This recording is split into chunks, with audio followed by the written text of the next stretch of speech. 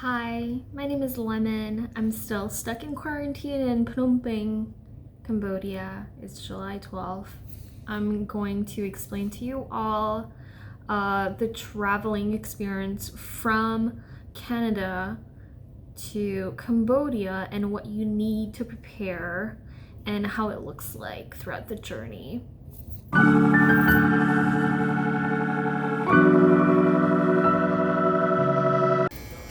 It's exactly 6 a.m.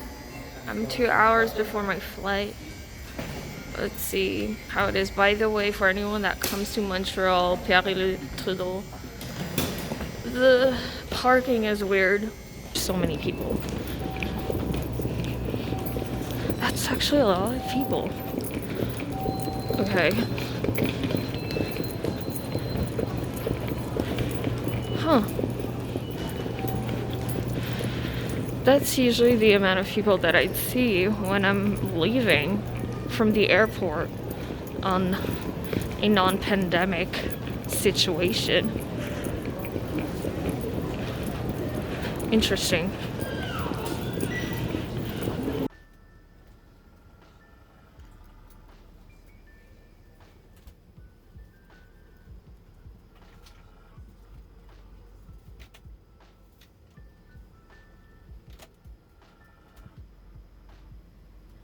All right, so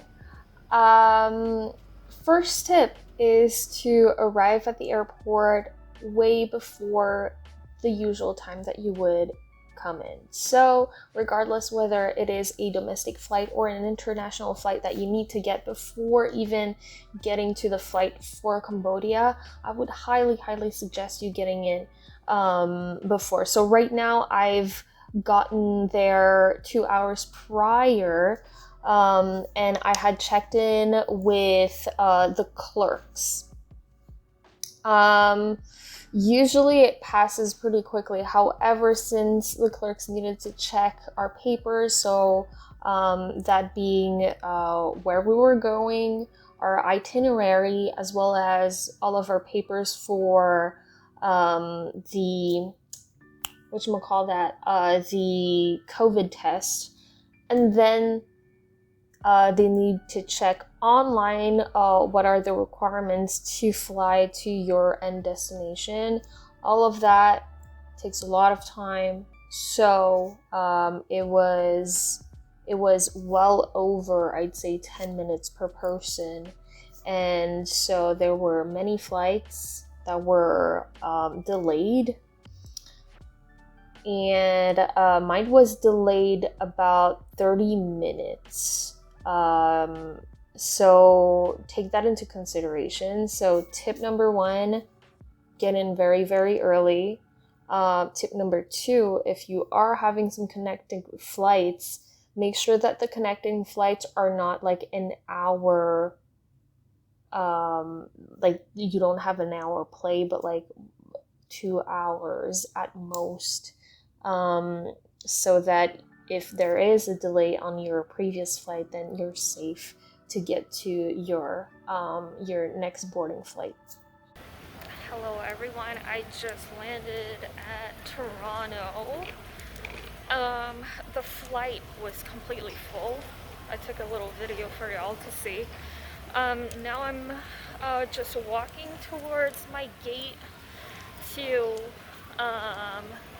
South Korea, and I just need to figure out where I'm supposed to go. Lol. For anyone that is traveling to Toronto, just make sure you're quite prepared, because I feel like it's one of these airports that you can get lost in very easily. Oh, I got off the wrong terminal, and it was a lot of like back and forth with the security and people working at the airport. But now I'm in the plane, and there isn't that many people, so that's good. I have 2 spots beside me. I'm not sure whether or not people are going to be sitting next to me. I don't think so. There wasn't a lot of people at the terminal, at the gate, sorry. And if you you guys come to Korean Air. I got some headphones. I think these are slippers. I think. I have a blanket, and I have a small pillow behind me. Let's see. I have a small pillow. And I have a bottle of water. So that's what we get if we take the Korean Air. For anyone that's going to be coming, that is going to connect internationally, I would advise you to go to the gate clerk and ask whether or not you need to be checked. So they called my name at the intercom and they said that I should have gone to the gate early in order to have all of my papers checked. So I got checked my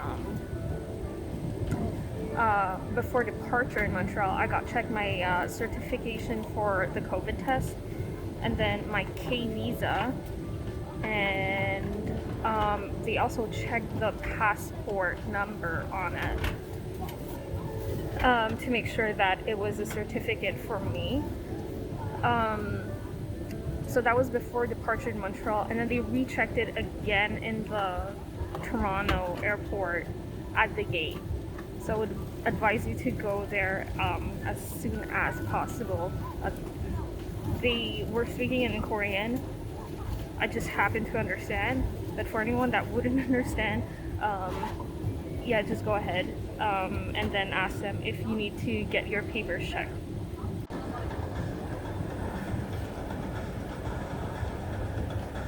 For anyone wondering, this is how the aircraft looks like. Nothing special about it.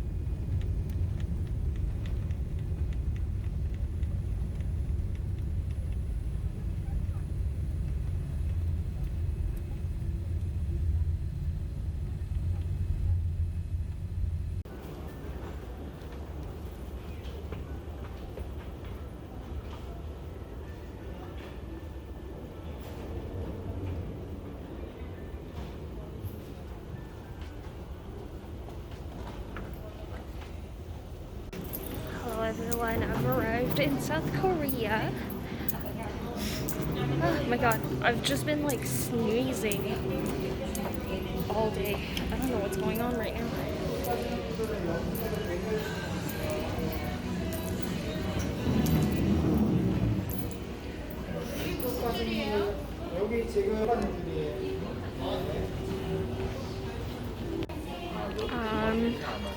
So when I arrive here, I can either go to where the doors are for baggage claim, or there's transfers. I'm in Terminal 2.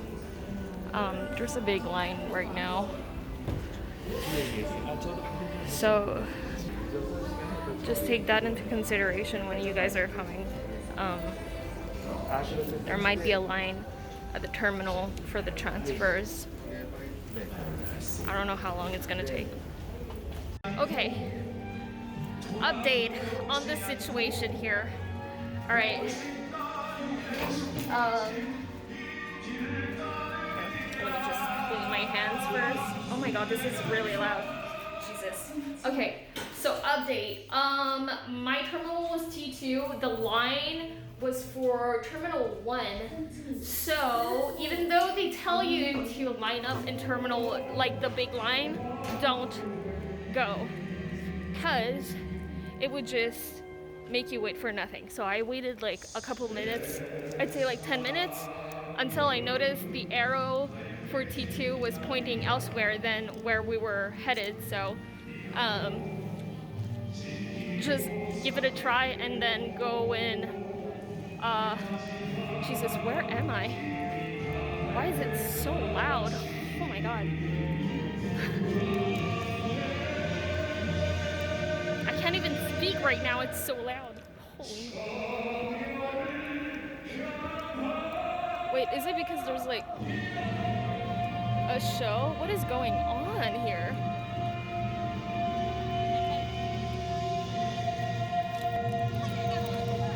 What in the world is going on? Okay, let me just show you what's going on. Oh, there's a show going on. What the heck?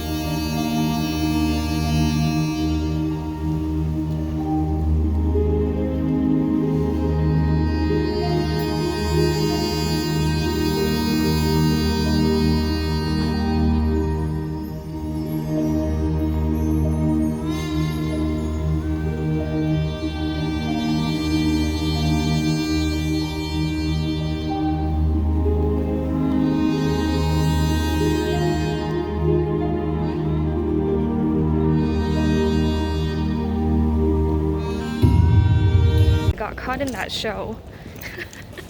It was like a ceremony of some sort, and they gave me a 500 puzzle piece to just sit there and watch, and honestly it was beautiful. I'll put some videos of that. What I did want to say though is the Terminal 2 was not readily clear for anyone to go to, because the only line was to Terminal 1. So I suppose that there's not a lot of people going to Terminal 2, which is why they've made everyone line up to T1. This is how it looks like in Terminal 2. There's absolutely no one.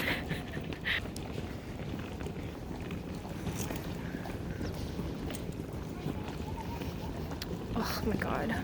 I just want to spend money. This is really bad.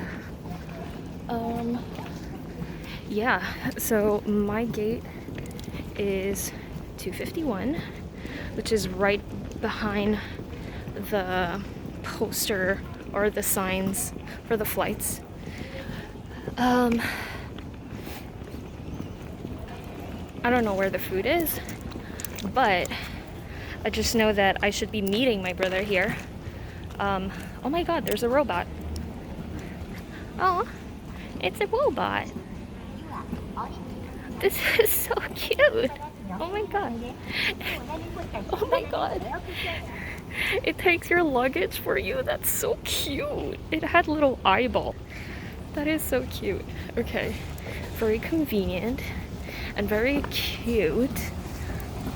This is how they get people. I would pay for that, but I didn't because I don't know if she speaks English. Also, I need to tell you guys what happened earlier. I was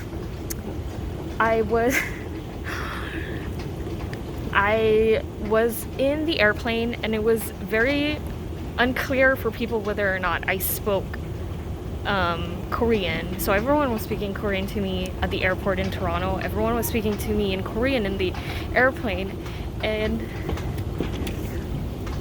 there was a little confusion that made me really, really laugh. I was still responding and still acting as if I understood, which turned out pretty great until my last meal, where I thought that I was gonna get rice because I heard pap, and then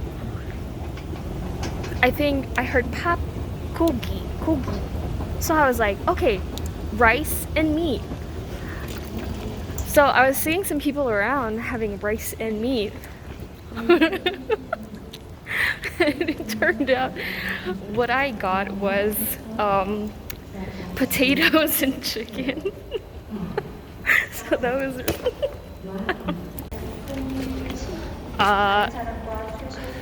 I'm finally with my brother. Here's his back, because I won't show his face with the mask on. Oh? Do I want the cart? Oh, shoot. Oh, that's smart. Oh, whoa, there's Ryan on it. He looks like he's judging me for taking the cart. Brown. Hello. He looks dumb. I like that face.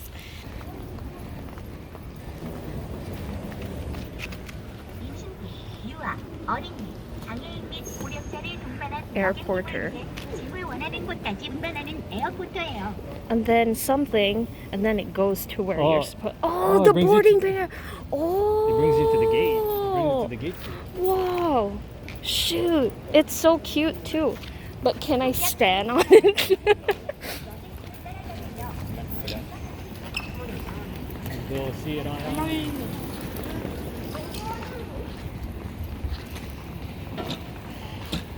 Oh, we're gonna get there so late, and then I think I got too much like culture differences today. It gets me confused. His butt.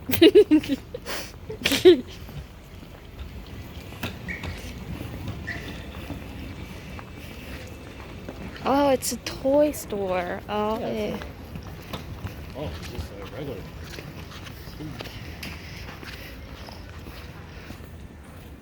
Wow. Hi, there's gonna be a big skip here. Nothing really happened that needed to be noted from the flight from Korea to Cambodia. However, there are things that I do want to point out before I even put the next few clips from Cambodia. So once you land in Cambodia and you get out of your plane, you'll be directed towards where you usually take your baggage. Before that, there's usually a section where there's a sea of people trying to do their tourist visa. That part is blocked off for the special COVID checkup, all right? So before you even enter the section where you take your baggage, there's gonna be two levels of check. So the first one is going to be someone that's going to be checking your passport, your PCR test, and then 3 of the papers that you filled in the plane. So that will be the immigration paper, the paper that is for the declaring whether or not you've brought anything, and then the other paper is for the COVID health. So he's going to be checking 5 of these documents and then taking 1 of them and then letting you through. So fill out the paper on the plane. Don't wait until you get out of the plane, because the lineup is quite long and everything else after is really long. So once you get that paper taken from you, you're going to be sent to few lines. So there's going to be lines that are going to be separating people that have a Cambodian visa and then people that have foreigners visa. I went into the foreigners visa because I'm Canadian. However, I have my K visa. Everyone is going to be blocked off by some glass and some sarin wrap, some plastic and whatnot. Everyone's dressed, covered, their faces, their bodies. They are safe. On the glass walls, there are showing all of the documents that you need to prepare to show them. That being the insurance from Forte needs to be shown. That one is supposed to include 2 papers. So the first one will be the insurance, and then the second one is a proof of payment. And then you need to show your PCR test.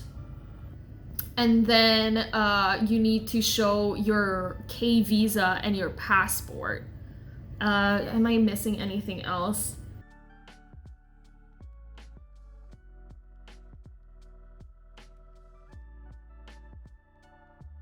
For anyone that's traveling from Canada or the US, chances are that you might fly, like it's gonna take you more than a day to get to Asia. Now, if you have taken the test 3 days prior to your first departure flight, by the time you get to Cambodia, it's gonna be well over 72 hours. You need to keep your boarding passes just in case, because the person that had looked at my PCR test had stated, hey, it's been more than 72 hours. If you have difficulty explaining to them that it was 72 hours, within 72 hours of your first flight, then at least you'd be able to like hand them the boarding pass. I was able to explain, but I also handed him my boarding passes as well as my itinerary so that he knew that it was legit. I wasn't lying whatsoever. And they tend to be less concerned when you have a K visa than when you don't have a K visa. Now, the interesting part of all of this is that when I got there, they looked at my Forte insurance and said, you actually don't need it if you have a K visa, which is strange, okay? This is very strange because if you, my brother had called the consulate in California and they stated that you needed the Forte insurance as well as your PCR test in order to fly to Cambodia, and your K visa, sorry. Now, when I got there, they said that I didn't need it. Canadian websites also state that you need the insurance, and the Cambodian website also state that. It is really unclear to me where they state that we don't need the Forte insurance, okay? It is unfortunate that Cambodia is like that, but they're really unclear and they try to take as much money as possible from you. However, in the case that you wouldn't have the 4K insurance, I don't even know what would happen to you. Even if you have the K visa, I don't know if they're gonna allow you in despite not having it, or they're gonna like, it wasn't clear. If you don't want to have any issues entering Cambodia, just follow what's written or what has been stated from your embassy, okay? So I wouldn't take a chance.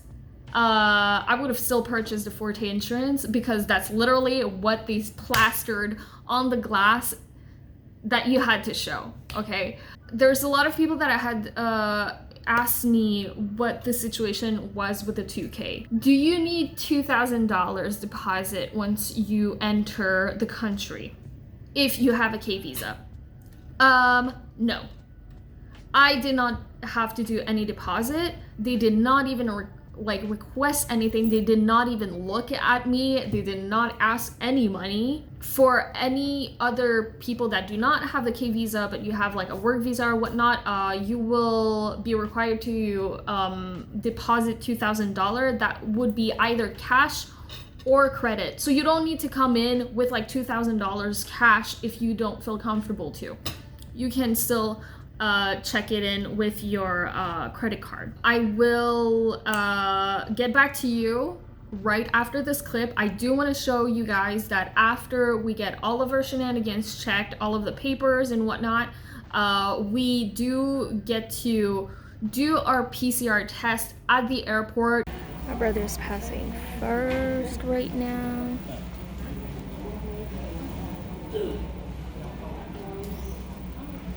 Let's see if everything goes well. He's just spelling out his name.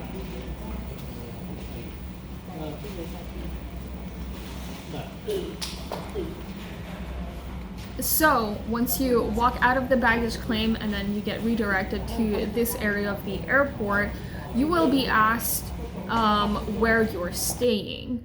So if you have a K visa, chances are that you are staying somewhere, whether it be a hotel or a house. Make sure that you know what the neighborhood is, what the house number is, what the street number is. I wasn't sure where my grandma stayed. I knew the two intersections, however, I did not know the neighborhood. So Songkat, for anyone that knows, just like make sure that you know which neighborhood you are staying at. So there's that. The test is not like the test that I had previously showed. So usually you get 2 swabs for the PCR test, one that goes in the throat and then one that goes up in your nose. The one that she did in the throat was not in the throat at all. She just stayed in the cheek. She just kind of touched my molars. And then, the second swab, she went way far deep into my nostrils. So just make sure that you do the same tip that I had shown in that previous video. So just hum, and then if you're doing it in your, if they're gonna be swabbing in your nose, open your mouth so that the swab goes smoothly in. Because if you're not gonna open your mouth, it's gonna be tighter for the nurse, but also it's gonna hurt a bit more for you. So after the PCR test, there's gonna be another thing for you to fill out. There are papers and there's a section that they will ask people to deposit money. I did not deposit money because I have a K visa, that's what they said. So I just went to the other person, and the other person had a paper to fill out, all right? So anyone that has a K visa, just get ready. The paper is gonna be fully in Cambodian, okay? It takes me a long time to read in Cambodian, so I actually asked a person to just translate right off the bat for me, so they can help you translate the form and then fill it out. And there is something extremely important on the form, all right? There's hotel or government, all right? So there's 2 check boxes. Do you want to stay at a hotel at your own expenses, or do you want to go to a government facility? go to the hotel. Just don't even think about saving money and going to the government facility. There was someone on my flight that's Cambodian whose friends got into the government facility, and it is a catastrophe. All right, so if you have some sort of standard of living and you are comfortable with, you know, going to the bathroom comfortably and whatnot, then I would highly suggest you just spending the $2K to stay at a hotel. Unfortunately, they had stated online that you were able to choose the hotel that you were going to. It is also unclear for Cambodians that it is not true, because my cousin had told me that I would be able to choose between 3 hotels, so either like a 3-star, a 4-star, or a 5-star, and they had listed some hotels online that you were supposed to pick from, and I think that a lot of them were like at the riverfront. That is not true, my dear friends. That is not true. You have no choice of which hotel you're going to. They're just gonna bring you to one. Be careful on which bus that you will be taking, all right? When I finished filling out the paper, there was one person that guided me and said, you will go into like the bus in front of the door, to which my brother and I did. However, there were 3 buses, all right? So if you're not speaking Cambodian and you don't understand, make sure to ask which bus that you have to go on to go to the hotel, okay? Because one of the buses were going to the government facility. It's gonna be unclear where you're going because you just filled out a paper and then you said that you were going to a hotel. Anyways, get on that bus, all right? There's gonna be like 20 other confused people with you. And the bus driver is going to drive you to a hotel. The hotel that I'm at is at Phnom Penh Tmei Divot Hotel. Okay, we just got done filling out a paper of information that we all Khmer we couldn't read. And then they asked us on the paper whether or not we wanted to go on the government thing for free or the hotel for 1,500. Hotel. So we took hotel. So mind you, it's different from like the papers. It's supposed to be like 2K or like more than 2K in certain websites, but it's 1,500. Now we're boarded on a bus in order to go to somewhere. We got the first seats here, squished, and there's a bus in front boarding some people from our flight, from the same, and then it might be going government. And then there's like another one behind. I have no clue where they're like bringing us, so because it's not like we have the choice of the hotel at this point. Yeah, that's true. Like they say in the website that we have the choice of like 3 types of hotels, like the 5 stars, the 4-star, and then like the normal one or the government. They didn't really ask that. It's just hotel or government. You get to the hotel, all right? It's not gonna be far from the airport. It's like a 10 minutes, not even, drive to the hotel. But upon entering the hotel, this is where it gets like annoying. You'll have to fill out a paper again, and it's like 3 pages worth of filling out.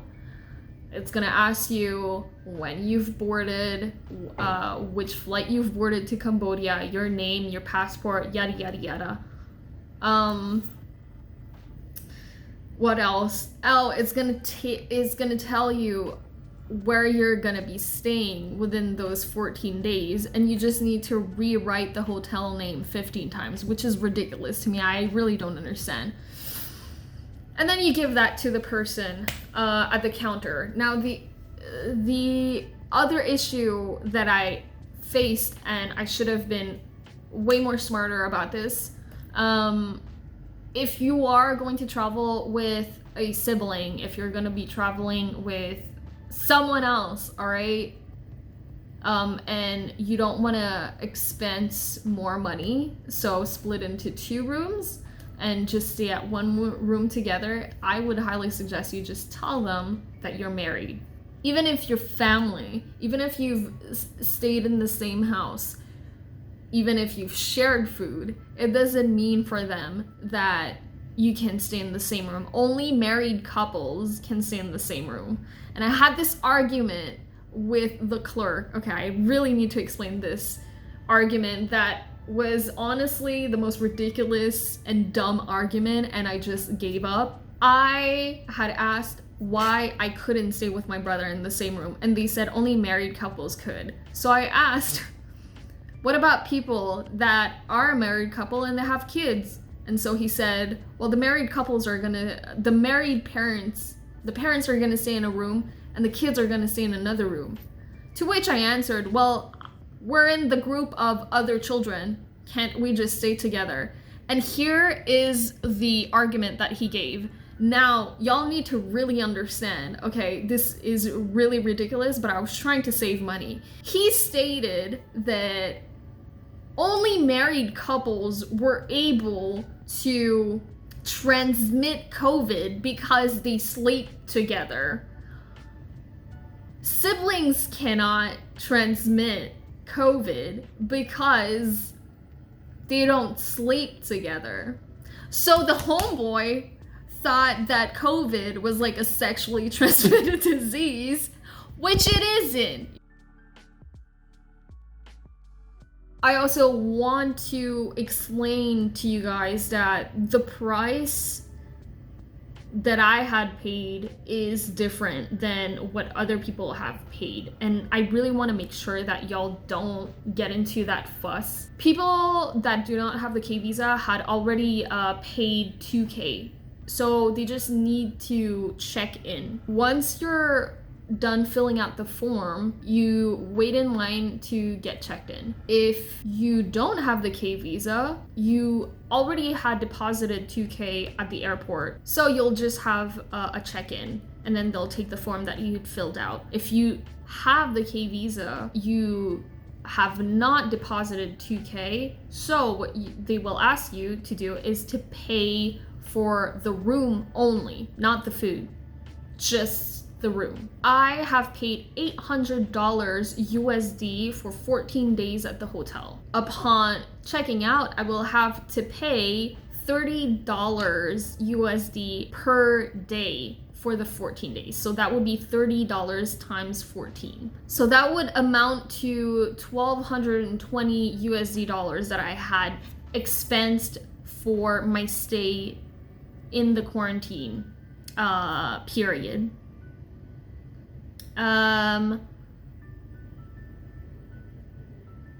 I don't know yet what will happen with the test. I don't know how they'll expense it. I just know that I will be retested on the 17th, and then they will possibly get me out on the 18th or the 19th.